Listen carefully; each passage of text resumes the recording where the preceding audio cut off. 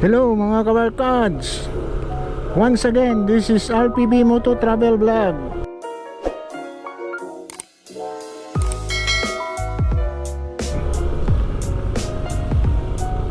Ayun mga kabarkads, nandito tayo sa downtown sa Davao City. Yan yung pinaka-highest tourist building sa Davao City, itong Vivaldi Residence. Yung pupuntahan natin ngayon mga kabarkads, itong San Pedro Street. Mga almost 1 month na tayo hindi nakadaan dyan na area, kasi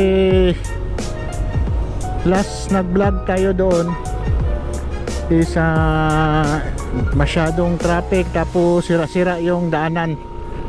Ngayon balikan natin kung ano na bang status sa San Pedro Street, yung underground cabling, drainage system, at saka yung concreting sa road. Yan, kasi may isang street dito mga kabarkads na nag-viral itong street ng Ponciano papunta doon sa may dulo, kasi nag-viral yan sa mga post na mga tao dito dahil ang tagal na trabaho ang daanan dyan. May iba nga dyan is nagtanim na ng alugbati. Yan, yung alugbati is nakaharvest na siya hindi pa nagawaan ng daanan dahil yung explanation ng DPWH is nag-iba yung plano dyan. Instead road concreting, ngayon nagplano na gawaan na lang ng drainage system itong area dito, itong area na yan. Dyan tayo dadaan, tapos pupunta tayo sa San Pedro Street kung ano na bang status sa daanan dyan. Kasi dito sa Ponciano na napakaganda ng daanan na dito. Yan napakaganda na talaga ang widening dito at road concreting dito sa may Ponciano Yan, ito na yung pupuntahan natin mga kabarkads, yung nag-viral na road, itong Rizal Street. Yan, ito yung Rizal Street, tapos diretso tayo. Yan, ito na yung daanan mga kabarkads na nag-viral, na may nagtanim dito na yung alugbati is naka-harvest na lang siya, hindi pa natapos yung daanan dito.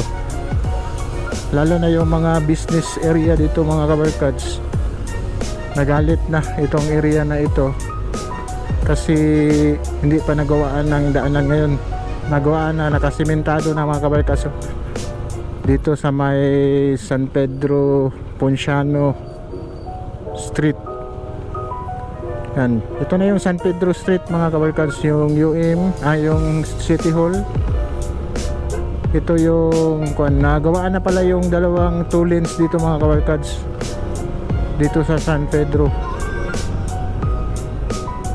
Yan, siguro next mga kabarkads is dyan sa kabila na naman ang next nila gawaan ng semento yung road dito sa kabila. Yan kasi doon sa may dulo may mga backhoe na. Yan, mas okay na ngayon mga kabarkads kasi 2 lanes talaga yung madaanan mo dito. Yan, dito yun sila mga kabarkads, so sa kabila na naman na trabaho.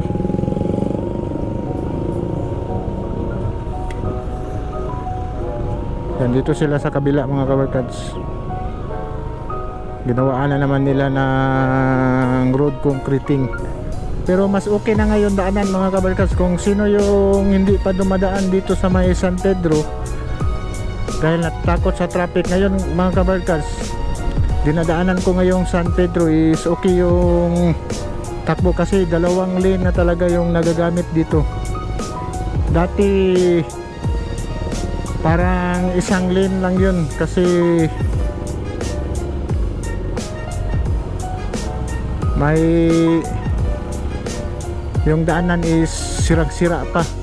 Pero dito na portion mga kabarkads is rush hour kasi ngayon.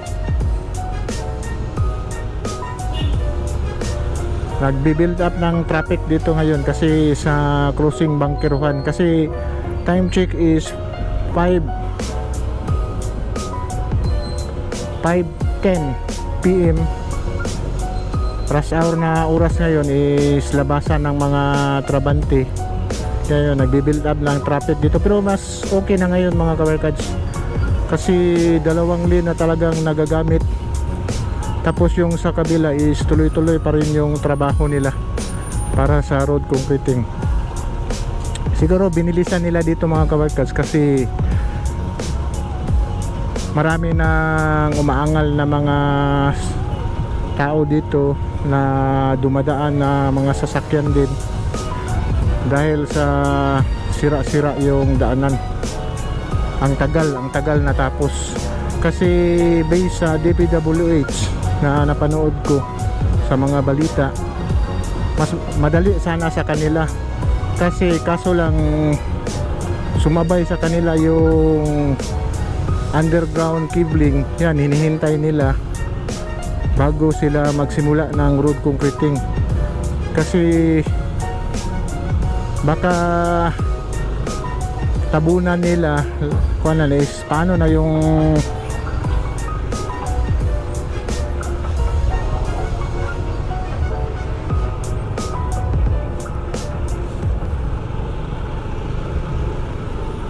yan, paano na yung underground cabling.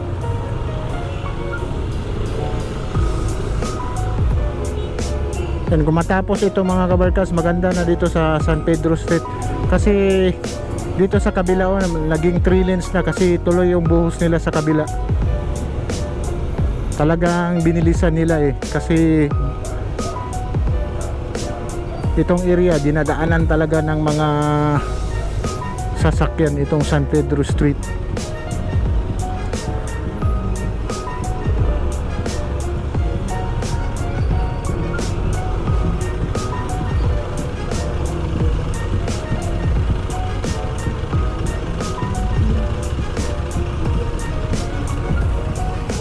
Yan sa kabila mga kabarkad, so may bagong ginawa na simento, ika 3 lanes na yon.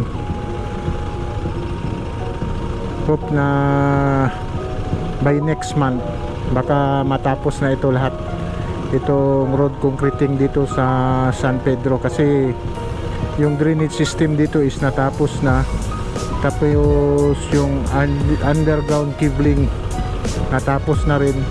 Ang ginagawa ngayon dito is yung road concreting na lang. Yan. Marami na dito sa Davao City mga kabarkads, yung mga street dito na lahat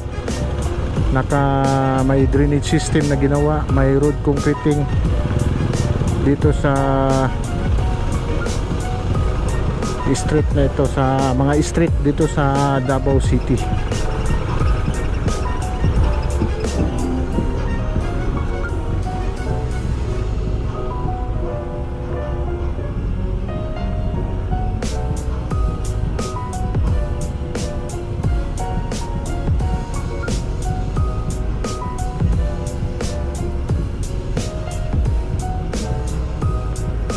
The Morbi Suite.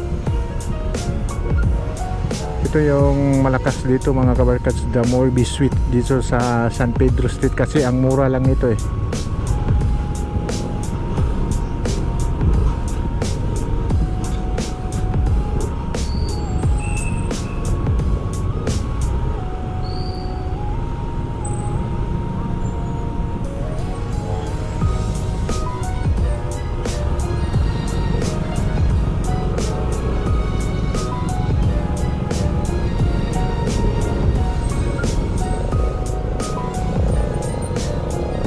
mahirap dito mga kabarkad. So may dumiritso pa, dapat dito siya sa kabila dumaan.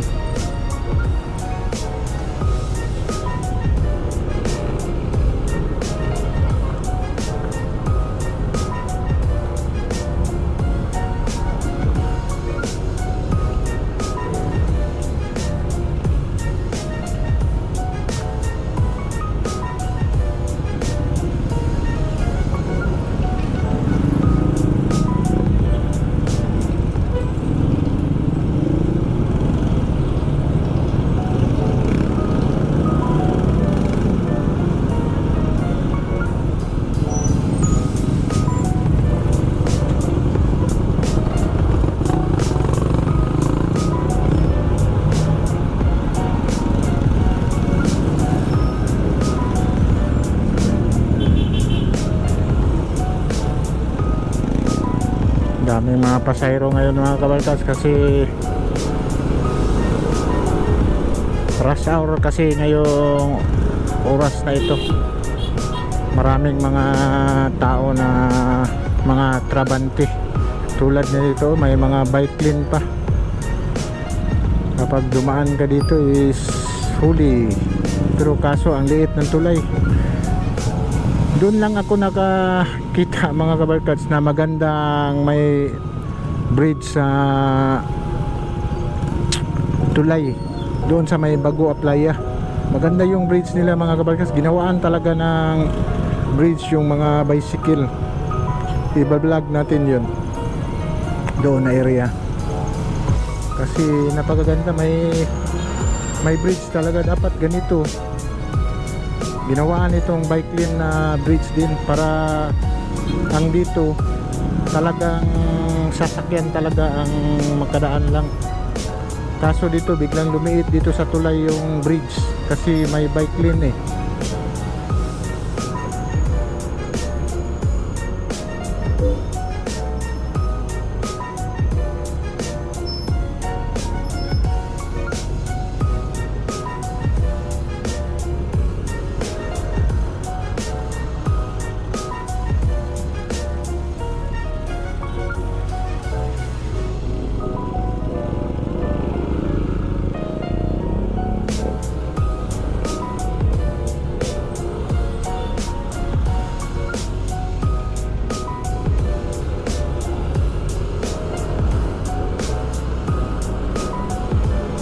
Sandawa, Matina, MacArthur Highway tayo mga kabarkads.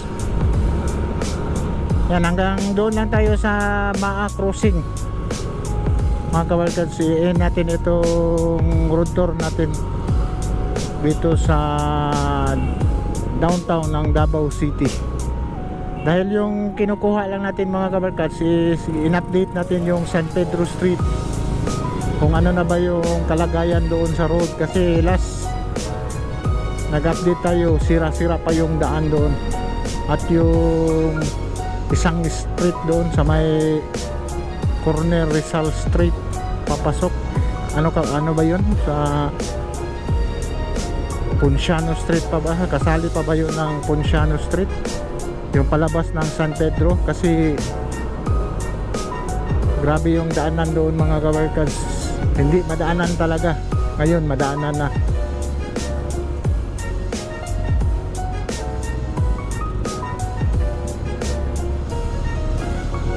Minsan na ako makadaan dito mga kabarkads kasi yung ruta ko talaga galing sa work is doon ako sa diversion road dumadaan. Ngayon dumaan lang ako dito sa MacArthur Highway dahil nag-vlog ako doon sa may San Pedro Street. Yan, kaya nakadaan ako dito. Ito na yung bagong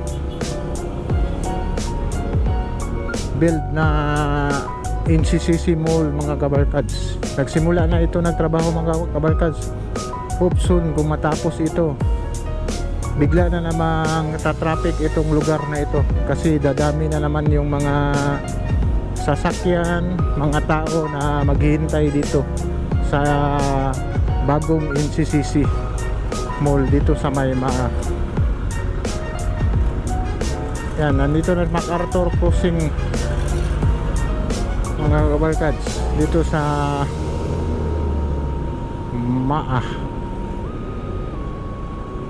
Yan, Alorica SNR, Alorica Call Center. Yan, siguro mga kabarkads, hanggang dito na lang tatapusin ko itong vlog ko, road tour natin ni RPB Moto Travel Vlog. Like